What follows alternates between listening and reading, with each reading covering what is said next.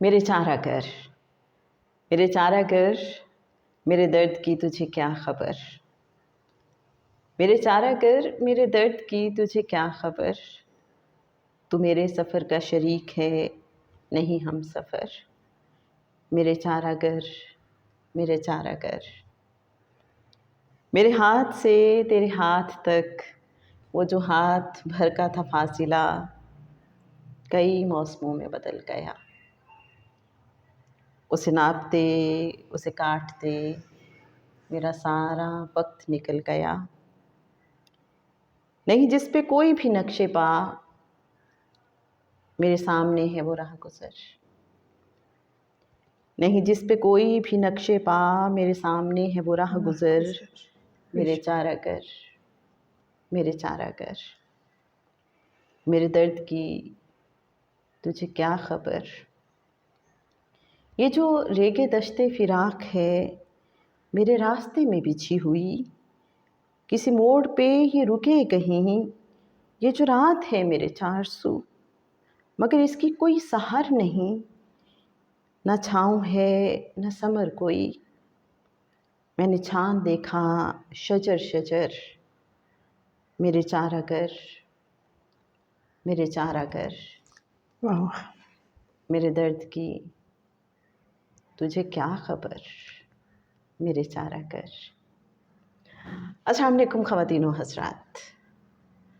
कुछ दिल की बातें आपके साथ, और उस्मा भी हमेशा की तरह हमारे साथ। अस्सलाम वालेकुम। कैसी हैं? अल्हम्दुलिल्लाह, अल्लाह आज का तो बहुत शुक्र माशाल्लाह है। बड़ी सदाबहार हमेशा की तरह लग रही आपकी तरह। हैं। मेरे चारा कर, मेरे दर्द की तुझे क्या खबर। ये अमजद इस्लाम अमजद साहब की मशहूर ज़माना नज़म जब भी सुनते हैं तो आंखों में आंसू भी आ जाते हैं। वो बहुत प्यारे अपने भी याद आ जाते हैं जो किसी न किसी रेफरेंस से छूट गए, जिनसे राब्ते और या मुलाकातें कम हो गई, या बस एक कनेक्टिविटी कम हो गई, लेकिन वो दिलों में बसते हैं। और हम उन्हें मिस करते हैं। मिस हम उस करते हैं। वक्त को याद करते हैं जब हम साथ थे। तो आज का ये जो हमारा सेशन है, हमारी जो सीटिंग है, उन तमाम अहबाब के नाम बिल्कुल। कि जो ना चाहते हुए भी कहीं एक दूसरे से जुदा हो गए हैं, बिछड़ गए हैं, एक दूसरे के साथ नहीं हैं, एक दूसरे को वक्त नहीं दे पा रहे, एक दूसरे के बारे में सोचते हैं, एक दूसरे के लिए दुआ गो रहते हैं, लेकिन एक दूसरे को वक्त नहीं दे पाते, एक दूसरे से राबिता नहीं कर पाते, या फिर बाज़-औक़ात शायद एक दूसरे के बारे में ज़्यादा सोच नहीं पाते। मुझे लगता है वो कहीं न कहीं दिल के गोशे में तो मौजूद रहते हैं ना, लेकिन वही बात आपने जो कही कि किसी न किसी वजह से राब्ते में नहीं रह पाते। तो जो आज फ़िल ज़माना हमारी नफ़्सा-नफ़सी का आलम है, और हमारी मसरूफ़ियात हैं, हमारी जो प्रायोरिटीज़ हैं, वो हमें कहाँ ले जाती हैं, और ऐसी जगहों पे ले जाती हैं जहाँ पर हम खुद गुमशुदा हो जाते हैं। ऐसा है वाक़ई उस्मा, कुछ लोगों के साथ जब हम वक्त गुज़ारते हैं तो यूँ लगता है कि हमारी अपने आप से, अपने अंदर से मुलाकात होती है, ऐसा है ना? ऐसे ही है। और जब हम उनसे जुदा हो जाते हैं, उनके साथ वक्त नहीं गुज़ार रहे होते, वही जो आपने बात की, अपनी ज़िम्मेदारियों में उलझ जाते हैं कहीं, तो हम अपने आप से बिछड़ जाते हैं। ये नहीं कि हम उनसे बिछड़े होते हैं, उनसे जुदा हुए होते हैं, उनसे जुदा होना हमें अपने आप से जुदा कर देता है। और उनसे मिलना हमें दोबारा ज़िंदगी दे देता है। हम जी पाते हैं, और उसमें ये कि ऐसे ही है जैसे हमें ऑक्सीजन मिल जाती है, और वो ऑक्सीजन ऐसी है जो कि फिर उस तमाम गैप में हमारे यादों के रेफरेंस से हमारे काम आती है, और हम उसमें जीते रहते हैं, उसी शहर में जीते हैं, उसी जो एक उनका ऑरा होता है वो हमारे साथ कैप्चर्ड रहता है, और हम उसमें रहते हैं। हम ऐसा क्यों करते हैं? हम अपनों से दूर क्यों हो जाते हैं? क्या लगता है आपको? मुझे ये लगता है कि कभी तो खुद हमारी अपनी रीज़न्स होती हैं, ना चाहते हुए भी हमें पता ही नहीं चलता, गैर महसूस अंदाज में हम अपनी ज़िंदगी में, अपनी मसरूफ़ियात में इतने उलझ जाते हैं कि एक दिन हम चौंक के देखते हैं कि हम जिस डगर पे पहले चल रहे थे हमारी ज़िंदगी में, वो सारे लोग जो पहले शामिल थे वो किधर हैं। हम चौंक के अपने आसपास देखते हैं और वो हमें कहीं दिखाई नहीं देते, कोई नए लोग होते हैं। मुझे ये लगता है एक रीज़न तो हमारी अपनी मसरूफ़ियात, हमारी अपनी उलझनें भी हो सकती हैं, हमारी अपनी प्रायोरिटीज़ भी हो सकती हैं। जी, आपको क्या लगता है? मुझे एक और जो बहुत इम्पोर्टेंट चीज़ इसमें ये कि जो मिसअंडरस्टैंडिंग्स होती हैं, हम कई दफ़ा ये नहीं होता कि हम अपनी ही वजह से ऐसा होता है, हम दूसरे को जो देख रहे होते हैं, ज़ाहिर है दूसरा भी इंसान है, उसकी प्रायोरिटीज़ भी बदलती हैं। जब उसकी प्रायोरिटीज़ बदलती हैं ना, वो हमें दुखी कर जाती हैं। सही। उसकी चाहे वो मसरूफियात चेंज हो रही हों, चाहे उसके इर्द का कंपेनियनशिप चेंज हो रही हो, चाहे उसके दोस्तों की प्रायोरिटीज़ चेंज हो रही हों। ज़ाहिर है ज़िंदगी तो आगे बढ़ती रहती है, ट्रेन है, कंपार्टमेंट्स बदलते रहते हैं। तो वो जब कंपार्टमेंट्स बदलते हैं तो हम शायद उस चीज़ में उनको समझते हुए, उनके साथ चलते हुए नहीं चल नहीं पाते। हम पीछे रह जाते हैं और पीछे खड़े-खड़े हम सोचते हैं ये हमें छोड़ गया। हाँ, इसने हमें कहाँ तनहा छोड़ दिया और ये कि इसका तो वो हमें बहुत दुखी कर जाता है। उसमें अभी आप ये जो बात कर रही हैं ना, मेरी नज़रों के सामने बहुत से मंज़र आ गए हैं। अभी आपने जैसे बात की कंपार्टमेंट, मुझे एक मंज़र यूँ नज़र आया कि कोई एक ट्रेन पे सवार हो गया और वो आगे मूव कर गया और आप उसी स्टेशन पे खड़े हैं और वेव करते जा रहे हैं। आप वहीं खड़े हैं। बिल्कुल ऐसे आपकी ही ज़िंदगी में वो लम्हा भी कहीं ठहर गया और दूसरा बंदा कहीं आगे निकल गया है। अब ऐसे उसके लिए एक नई ज़िंदगी है, नई दुनिया है डिस्कवर करने के लिए, लेकिन आप तो कहीं उसी लम्हे में ठहर चुके हैं, ऐसे ही राइट? फिर दूसरा मंज़र मेरी नज़रों के सामने वो है, मैं अपने घर में अपने बचपन को देखती हूँ, माँ-बाप को देखती हूँ। सारे बहन-भाई जब छोटे होते हैं, उस घर में रहते हैं, वो एक और तरह से एक-दूसरे से जुड़े होते हैं, एक और तरह की बॉन्डिंग होती है, राइट? और जब वो पर मिल जाते हैं परिंदों को, वो परवाज़ के काबिल हो जाते हैं। अब ये हर घर की कहानी है। बच्चे बड़े होते हैं, अब उनकी मसरूफ़ियात हैं, कॉलेज, यूनिवर्सिटी, जॉब्स, दूसरे शहरों में चले गए, दूसरे मुल्कों में चले गए। वो जो पेरेंट्स हैं, अब मेरे ज़हन में वो पेरेंट्स भी हैं इस वक़्त, वो मुंतज़िर निगाहें भी हैं, वो आहट पे लगे हुए उनके कान भी हैं, उनके समाते भी हैं कि अभी कोई दस्तक होगी, अभी कोई फ़ोन बजेगा, अभी कोई घंटी बजेगी, कि कुछ मेरे लिए होगा। अब ये वो हैं जो मुंतज़िर हैं और बच्चे वो हैं कि जो अपनी कहीं नई दुनिया में हैं। पेरेंट्स खुश तो हो रहे होते हैं उनके बारे में सोच के, लेकिन लेकिन ये मुझे ये क्या है? बताइए कि क्या जो लोग आगे बढ़ गए, उनको हम कसूरवार समझेंगे? ज़िंदगियाँ तो उन्होंने भी जीनी है ना, हुँ, अपने मामलात को तो उन्होंने भी लेके चलना है और ये उनका हक है। ये किसी का भी हक है।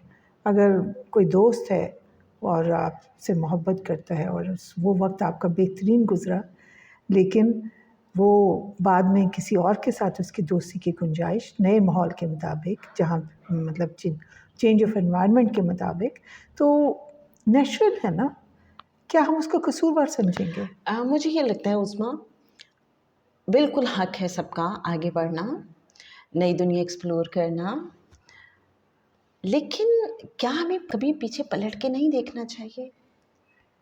देखिए, पीछे पलटने की मैं ये कहूँगी कि लाज़िमन गुंजाइश होनी चाहिए और जो हम अगर हम ये लम्हात को कि जी हम किसी को थोड़ा टाइम भी दे दें, तो ये बहुत इम्पोर्टेंट है। दूसरा जी पड़ता है, उसको ज़िंदगी मिल जाती है, उसको सांसें मिल जाती हैं, उसको जीने की हिम्मत मिल जाती है। आप वालिदैन की बात करते हैं, तो वालिदैन को अपनी औलाद की तरफ से की हुई एक फ़ोन कॉल, एक एहसास औलाद ख़्याल रख रही है। इसी तरह बाकी तमाम रिश्तों में एक बीवी अगर अपने ख़ावंद से दूर है और वो उसका ख़ावंद कहीं और मसरूफ़ है और वो कहीं दूर रहता है, वो उसको मतलब कनेक्टिविटी उन दोनों की, किसी और रिश्ते में कनेक्टिविटी, बात यही है।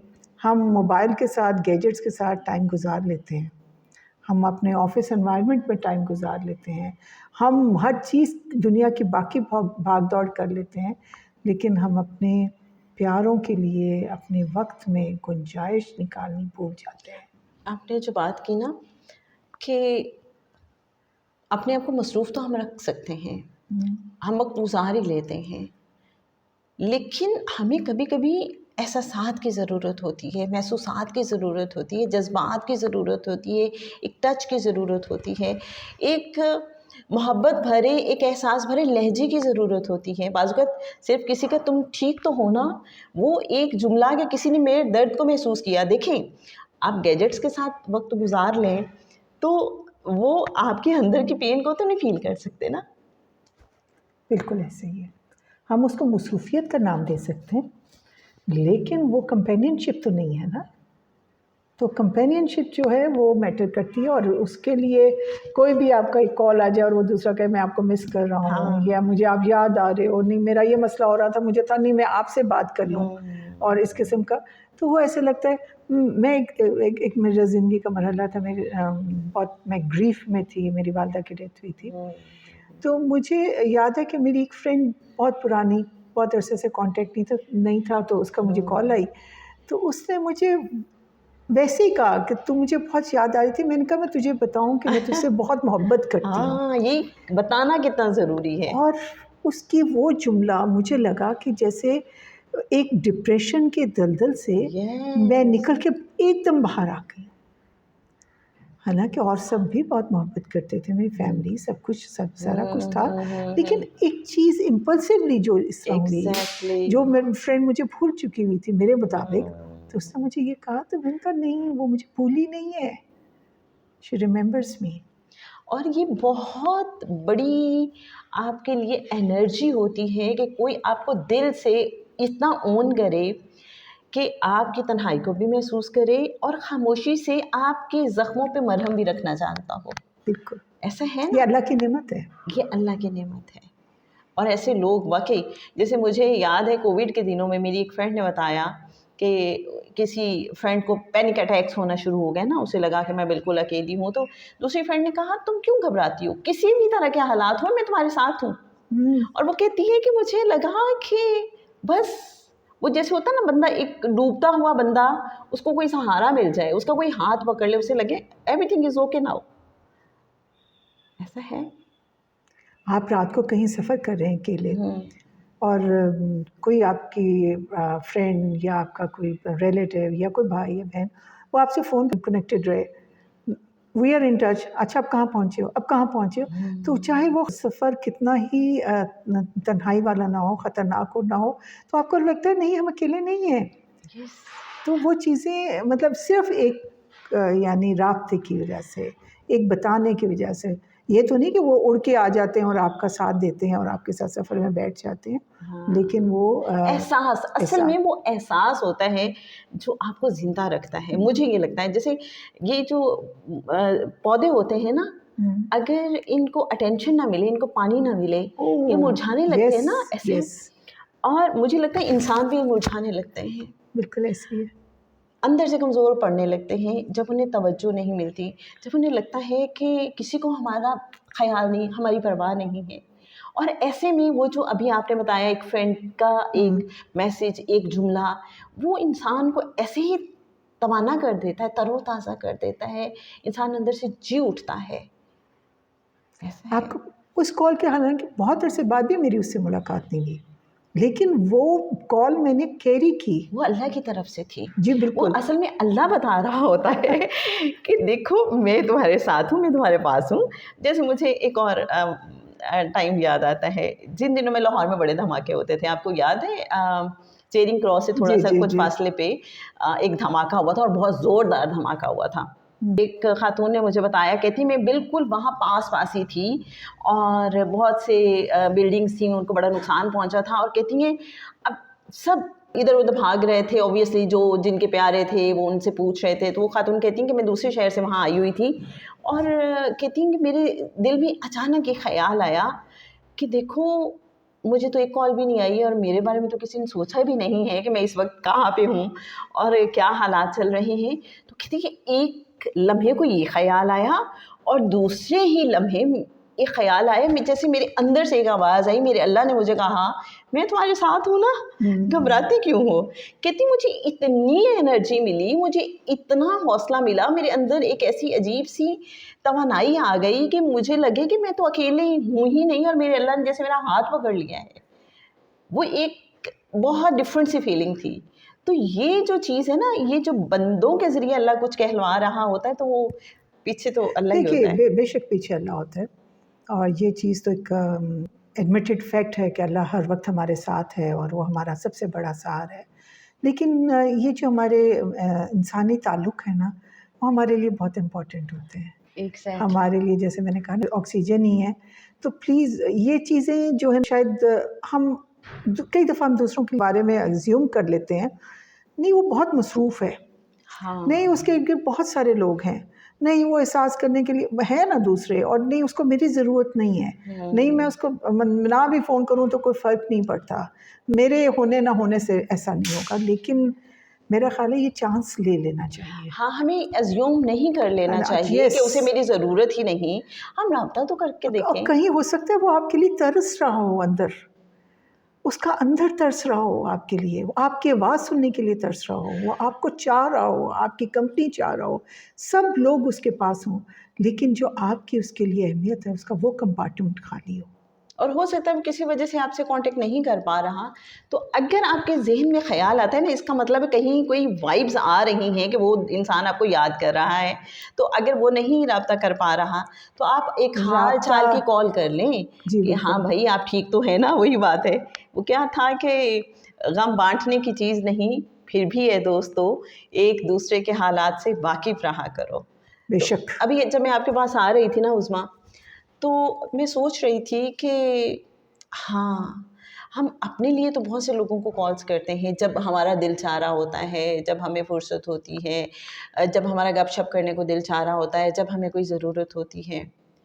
मैंने अपने आप से सवाल किया कि क्या मैंने सिर्फ़ ये सोच के कभी किसी को कॉल की, या मैं कितने % सिर्फ़ ये सोच के लोगों को कॉल करती हूँ कि उन्हें कहीं मेरी ज़रूरत ना हो, उनकी कोई दिलजोई हो जाए, उनसे उनका हाल-चाल पूछूँ।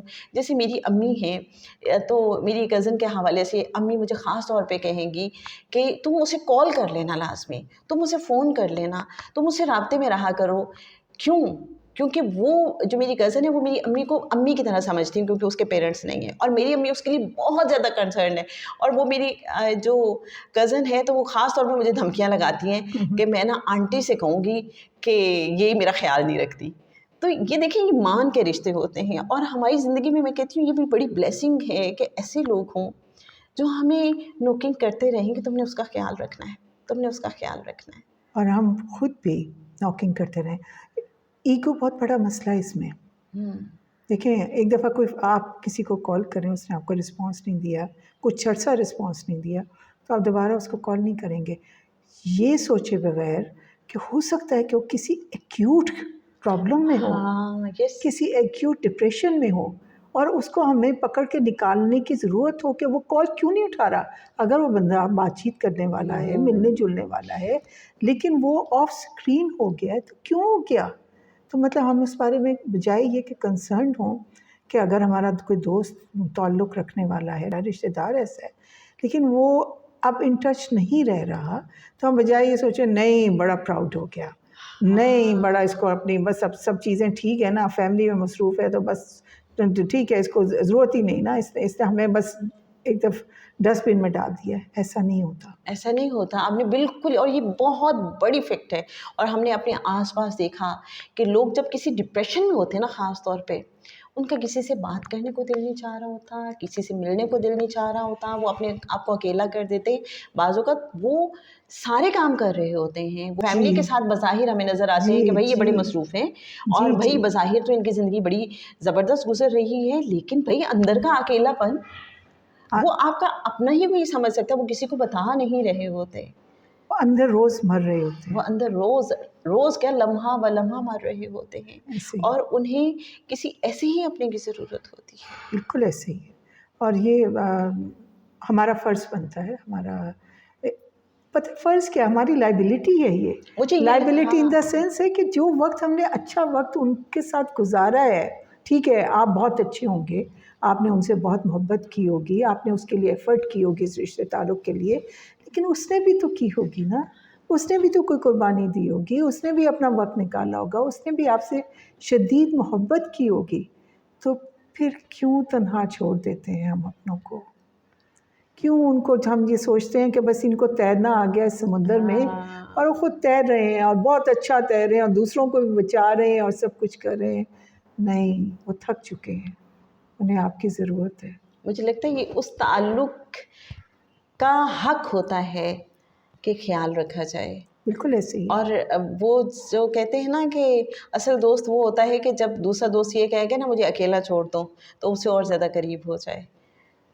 बिल्कुल ऐसे ही है। और ये देखें, मैं हम दोस्त की टर्म जब यूज़ कर रहे हैं, आपकी माँ-बाप से भी दोस्ती होती है, आपकी औलाद से भी दोस्ती होती है, आपके अपने स्पाउसेस से भी दोस्ती होती है, आपके अपने हमसायों से भी दोस्ती होती है, आपके अपने गिर जानने वालों से भी दोस्ती होती है, और मोस्ट पर्टिनेंटली आपके अपने दोस्तों से भी दोस्ती होती है। तो उन दोस्ती को निभाना, और ख़ास तौर पे उन लम्हों में निभाना जब ताल्लुक़ कमज़ोर पड़ चुका हो ना, तो बहुत इम्पोर्टेंट है। मुझे फिर अमजद इस्लाम अमजद ही की एक नज़्म याद आती है, पता नहीं बहुत क्यों। प्यारे अल्फाज हैं अच्छा, उनके। एग्ज़ैक्टली, और पता नहीं वो बाज़ औक़ात उनकी नज़्में ख़ास तौर पे ऐसी हैं कि यूँ लगता है कि हमारी ही किसी कैफ़ियत को उन्होंने बयान कर दिया बेशक, है। ऐसा बेशक। ही है हाँ ना? जी, हाँ जी। मेरे हमसफ़र तुझे क्या ख़बर, मेरे हमसफ़र तुझे क्या ख़बर, ये जो वक्त है किसी धूप छाँव के खेल सा। मेरे हमसफ़र तुझे क्या ख़बर, ये जो वक्त है किसी धूप छाँव के खेल सा। इसे देखते इसे झेलते मेरी आँख गर्द से अट गई, मेरे ख्वाब रेत में खो गए। मेरे हमसफ़र तुझे क्या ख़बर, ये जो वक्त है किसी धूप छाँव के खेल सा। इसे देखते इसे झेलते मेरी आँख गर्द से अट गई, मेरे ख्वाब रेत में खो गए, मेरे हाथ बर्फ़ से हो गए। मेरे बेखबर तेरे नाम पर वो जो फूल खिलते थे होंठ पर, वो जो दीप जलते थे बाम पर, वो नहीं रहे। मेरे बेखबर तेरे नाम पर वो जो फूल खिलते थे होंठ पर, वो जो दीप जलते थे बाम पर, वो नहीं रहे, वो नहीं रहे। कि जो एक रब था दरमियाँ वो बिखर गया। वो नहीं रहे कि जो एक रब था दरमियाँ वो बिखर गया। वो हवा चली किसी शाम, ऐसी हवा चली कि जो बर्ग थे सरे शाखे जहाँ वो गिरा दिए। वो जो हर्फ दर्ज थे रेत पर वो उड़ा दिए। वो जो रास्तों का यकीन थे, वो जो मंजिलों के अमीन थे, वो निशाने पा भी मिटा दिए। मेरे हमसफ़र है वही सफ़र, मगर एक मोड़ के फ़र्क से, तेरे हाथ से मेरे हाथ तक वो जो हाथ भर का था फासिला, कई मौसमों में बदल गया। उसे नापते उसे काटते मेरा सारा वक्त निकल गया। तू मेरे सफ़र का शरीक है, मैं तेरे सफ़र का शरीक हूँ। ये जो दरमियाँ से निकल गया, इसी फासले के शुमार में, इसी बेयकीन से गुबार में, इसी राह गुज़र के हिसार में, तेरा रास्ता कोई और है, मेरा रास्ता कोई और है। मेरे हमसफ़र तुझे क्या ख़बर। इस बात पर मैं ये कहूँगी कि बहुत खूबसूरत नज़म, लेकिन रास्ते और होने ना दें अपनों की। ताल्लुक़ों को, ठीक है, शाखें बनती हैं पौधों के साथ, हर नई शाख की अपनी अहमियत है, लेकिन पुरानी शाखों को ना काटें, उनको बेजान ना होने दें, मोहब्बतों को कायम रखें, ताल्लुकात को कायम रखें, वक्त निकालने की कोशिश करें, अच्छे प्यारे जुमले जो दिल से निकलते हैं, जो उसे सुनना चाहते हैं, आप सुनाना चाहते हैं, कह दें उनको, अपने दिलों में ना रखें, बहुत ज़रूरी है। जैसे अभी इस नज़्म में जो छुपे हुए एहसासात हैं वो यही तो हैं कि हम चलें यही बता दें कि वो जो मुझे महसूस हो रहा है कि हमें कोई दूरी सी आती जा रही है, कह के तो देखें, बैठे तो सही, कोई वक्त निकाल लें, किसी न किसी तरीके से बताएं तो सही कि ये जो दरमियान में कोई फासिला सा आ गया है, ये मुझे महसूस हो रहा है, ये मुझे अच्छा नहीं लग रहा। बाज़ औक़ात हम यही सोचने लगते हैं कि दूसरे को क्या फ़र्क पड़ता है, उसकी तो अपनी ज़िंदगी है, उसे बता के क्या करना। और ये भी महसूस होता है कि दूसरा क्या समझेगा कि मैं उसके लिए मरा जा रहा हूँ। हाँ, ये भी। लेकिन जहाँ ताल्लुक़, जहाँ रिश्ते ज़िंदगी देते हो ना, जीना सिखाते हों, आगे बढ़ने की उम्मीद देते हों और हमारे रवैयों को इतना खूबसूरत बना देते हों कि हम वो रोशनी, वो खुशबू फिर अपने उन प्यारों से लेके दूसरों में तक़सीम करने के काबिल हो जाते हैं, तो मेरा ख़्याल है कि वहाँ कह देना चाहिए, वहाँ बात कर लेनी चाहिए, वहाँ फ़ासलों को समेटने की कोशिश कर लेनी चाहिए, बजाय ये कि हम बिल्कुल कहीं आइसोलेशन में चले जाएँ, अंदर ही अंदर जलते-घुटते रहें, अकेलापन महसूस करते रहें, कहीं दूसरों को खींच के खुद से करीब करने की कोशिश करें, उनकी उस दलदल से निकालने की कोशिश करें, वो जो तारीकी में हैं, वहाँ कोई शम्मा जलाने की कोशिश करें। वो क्या है, अहमद फराज का एक शेर याद आता है कि शिकवाए ज़ुल्मते शब से तो कहीं बेहतर था, अपने हिस्से की कोई शम्मा जलाते जाते।